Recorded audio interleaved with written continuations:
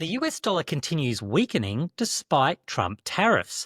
Hi everyone and welcome to Ainslie Insights, brought to you by Ainslie Bullion, Ainslie Crypto and the Gold and Silver Standard.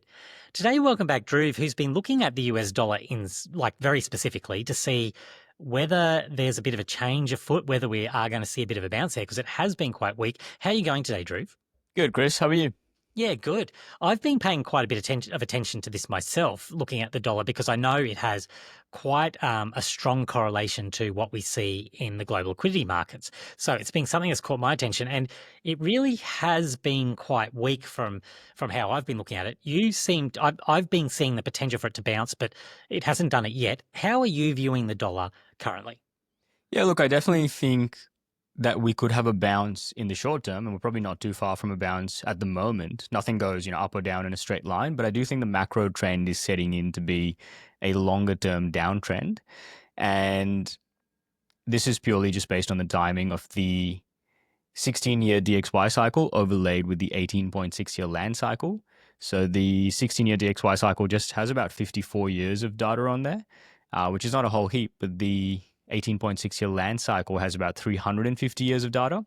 And so when you overlay both of these and they're saying the same thing from a timing perspective, it's quite compelling. So combine that with a little bit of technical analysis, and we certainly seem to have a pretty compelling argument for a macro lower high on the DXY that should be, basically setting into a macro downtrend now.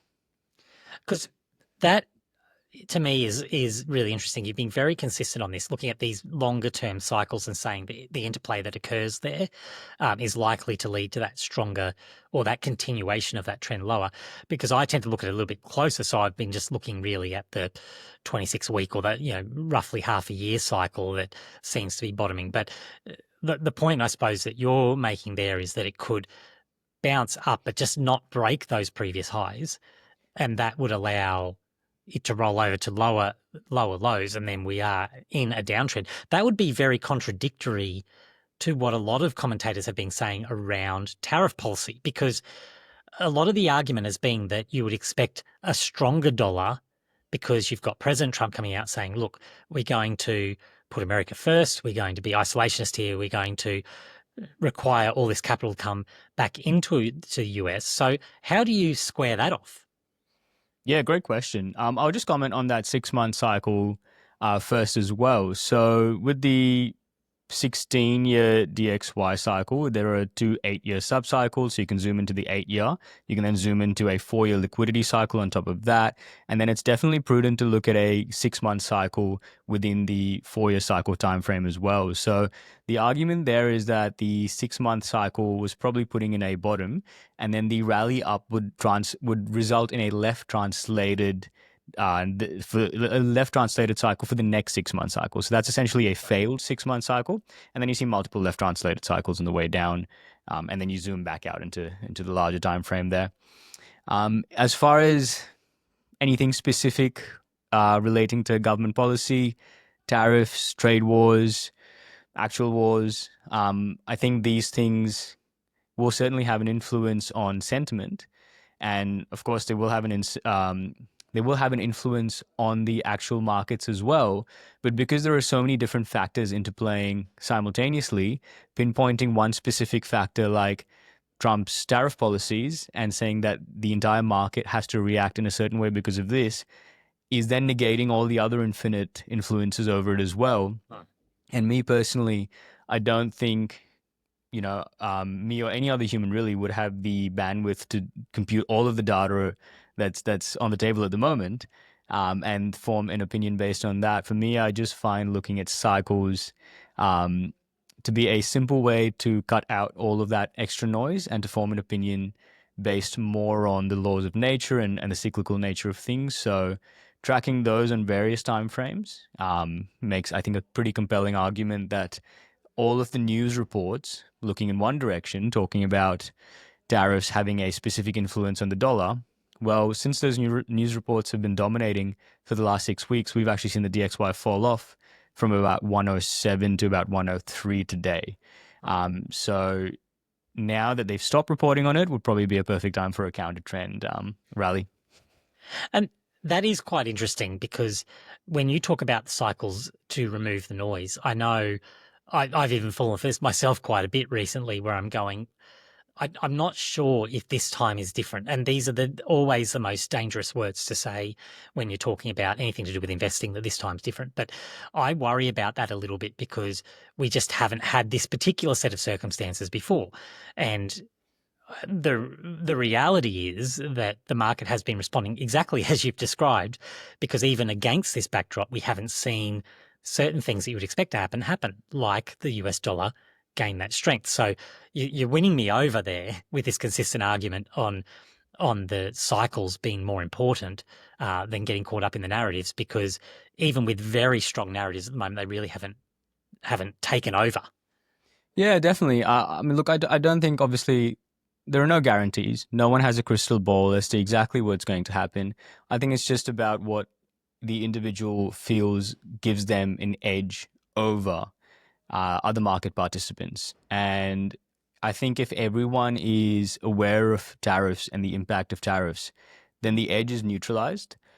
And that doesn't necessarily give you any advantage. But I think looking at cycle data and overlaying different cycles over one another and seeing confluence with that, along with sentiment and technical analysis, does give someone who's looking at all of those things together a little bit of an edge. So again, there's no crystal ball, but if you can skew the odds in your favor and form a view that is statistically more probable based on that, I think that's certainly helpful. But again, it's just statistical probabilities. I mean, the cycles can fail, so the cycles don't have to always play out in the same way. You can have extended cycles, you can have left translated or right translated cycles. Something that has 54 years of data is really not a lot. It's really the 350 years of data that, when I overlay over it, is making a more compelling argument for me. Obviously, a lot of people watching this care about what's going to happen to the precious metals. That's primarily what we talk about. I know that historically a weaker dollar has been very good for precious metals like gold and silver. It's certainly acted as a tailwind there. It's not sort of standing in the way, if we think of it that way, when you have a weakening US dollar. Is that what you see this time around? Absolutely.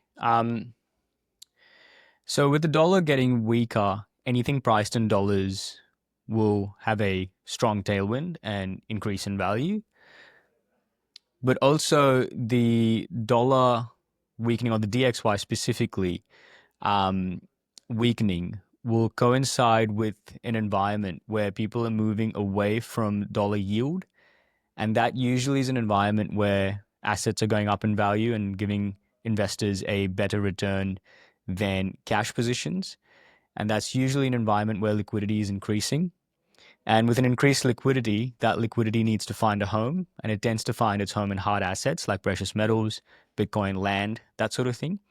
And bringing that back to the 18.6 year cycle, what you can see is in the final 2 or 3 years of that cycle, which is where we are right now from a timing perspective, all assets tend to go up together. And those 2 years involve the DXY generally falling off a cliff. Now, all assets going up together creates an environment of complacency, and that, is the perfect precursor to a financial crash. And then you get into the next phase of the 18.6 year cycle, which is the crash and the recovery. This usually lasts about 4 years. And in these 4 years, you see the DXY essentially chopping sideways in a range. Most assets struggle to recover, like stocks, risk assets, and even land. But during this next 4 year phase, you see precious metals continuing up as well. Now, this is not a result of increased liquidity necessarily in the system or the DXY reducing in value, but this is a result of a flight to safety requirement or need amongst market participants. And it's also a result of investors noticing other markets struggling, but precious metals continuing to put in steady gains year after year. And so speculation starts entering the precious metal space. And when that happens, silver specifically starts to outperform gold. You see the gold to silver ratio fall off because silver is a smaller market cap. It's a lot more affected by speculation in a percentage increase point of view. So you'll see the GSR fall off in the final phase of the 18.6 year cycle, which is the crash and the recovery phase. So yeah, the DXY falling will definitely help precious metals, but even when the DXY stops falling and ranges sideways for the next phase, precious metals will continue increasing in value. So when you've talked about that cycle, when you were talking about it then and stepping us through those different phases, the concept of the everything bubble is certainly one that we've heard for the last few years, where everything's going up together. That, to me, almost sounds like the different terminology that's really capturing what you were describing there. So it's not, is that how people should be thinking about this? Is looking that you're not introducing something new. It's just that people have different terminology around this. You probably actually heard a lot of this going on over the last several years. In different forms, it's forming part of this bigger framework that's been playing out, and you just see it manifest in different ways and different terminology. Yeah, absolutely. I've heard people refer to this as the everything bubble, the banana zone, where, in the shape of a parabolic move up, all assets start to essentially put in blow off tops. But traditionally, from the 18.6 year cycle perspective, which was made popular by an Aussie economist named Philip Anderson in his book, The Secret Life of Real Estate and Banking. I highly recommend it. He refers to this phase as the winner's curse, where people win so much that they become complacent and their winning ends up becoming a curse, where they don't manage their risk appropriately because they feel like they can do no wrong. They make so much money, but they end up giving most of it back to the market during the collapse phase because they're not properly positioned. They're not taking a zoomed out view. And when I say zoomed out, I'm talking about 20 years, right? So you can imagine, and this is not just retail investors, this is hedge funds and finance managers, because you can imagine someone coming in, starting their career at the age of 20, and by the age of 30, 35, they're very high up in a hedge fund. They've been at it for 15 years, and they haven't even seen one of these collapses. And now, after 15 years of moving up in the ranks, their portfolios are putting in huge multiples. They're winning so much, and they are not positioning their large amounts of capital that they're managing appropriately. And then you see one of these collapses. I mean, so in a professional finance, financial manager's career, they might see one or maybe two of these over the course of their entire career. So really, the same thing repeats again and again because people are just not positioned for it. And I can speak about that anecdotally and personally because I know I've been having conversations with people who have made significant amounts of money seemingly very easily through things like crypto or even the stock market. If you happened to have Nvidia stocks or things that just have gone up relentlessly over a short period of time, it seems so easy for people who do that, particularly if they do that early in their investing career. It's very easy to become complacent. Then they go, oh, well, it's easy to make money. You just put some money in this asset and it just goes up. But exactly to the point that you're making, they haven't been through the significant drawdown. And if they were in a significant drawdown, particularly in crypto, they were in it, but then they got bailed out because it just shot back up to new all-time highs within months. They never had to sit out for years. Exactly right. I think the market will humble its participants one way or another. So it's a lot less painful if you just remain humble than it is to actually be humbled. So I think humility will be rewarded in the next 2 to 6 to 7 years of the market. And by that, I essentially just mean not getting caught up in greed, not feeling like a genius, taking a zoomed out view, a more risk averse view, and you'll end up coming out on top because when precious metals are doing anywhere between 10 to 40% a year, which is a ridiculous amount in terms of capital growth, it's a lot. But then you've got stocks doing 70 to 80%. People get caught up in that 70 to 80 and then get leverage on top of that. So that sort of is what leads to people actually losing their entire positions and getting liquidated when just holding physical metals over that time. If you look at it over 7 to 8 years, you're going to end up way on top. Riding out both of these phases, the increased liquidity, the DXY falling off, will benefit precious metals. And then the transition from this to the next phase, which is very difficult, most seasoned investors get churned up in it. That actually becomes easy to navigate using precious metals. And they can then benefit from the next phase, which is a flight to safety environment. So they get to spend about 7 to 8 years in the market enjoying good capital growth, navigating both phases with ease, and outperforming some of the most seasoned, financial managers. So to wrap all of this up, if you think about, you've given us a framework. You've consistently brought that framework to us over a number of these episodes now. If I'm looking to enter this market at the moment, how should I be viewing it? It's probably the old question of, is it too late because we're already well into that cycle? If we've got the US dollar here that's potentially going to continue falling, that means we're probably not too late. How do you approach that question about where we are right now to wrap this up? Yeah, look, I would take a zoomed out view of it. And if you're looking at gold versus silver, if those are your two options and you're thinking that, oh, gold's already gone up a fair bit, am I too late? The question I always come back to in this is there a good time to buy gold and is there a bad time to buy gold, and is that based on the price action? And really, if you zoom out of the gold chart, look at a long-term view of it, there's never really a bad time to buy gold because gold tends to be the final destination. It's really a replacement for a savings account. It's something that you might sell your gold down the track to buy a bit of land or to fund a lifestyle, but it's not really an investment that people say, I am going to sell it when this happens. So gold tends to be where things end up. Looking at silver, I mean, it's still extremely early with silver. The gold to silver ratio is at about 90 today. So positioning early in silver, which is essentially today, and letting this phase ride out where, we're not even at the end of the winner's curse phase or the end of that peak. It's after the peak, after the crash, and in the recovery phase where silver will really, really outperform gold and that gold to silver ratio will fall off. So we've got years to really position in silver. This is a generational, I would say, buying opportunity for silver. And zooming out even further from the 18.6-year cycle, looking at the 8-year cycle, you will see the gold to silver ratio fall off once every 80 to 100 years at a centennial level. The last time this happened was after World War II. And the gold to silver ratio spent multiple decades in the 80s and 90s as it has now. And then after World War II, it's been multiple decades between sort of like 16 and 25. And so that's the expectation that as we not only move from a 20-year cycle one to the next, but we move from a 8-year cycle one to the next, you'll see that gold to silver ratio spend decades in a sub 50 below average region. And then silver during this time went on like a 35-year long bull run. So we're about as early as we can be for silver. It's actually a great time right now. And gold, there's never a bad time. So I would just say take a zoomed out view.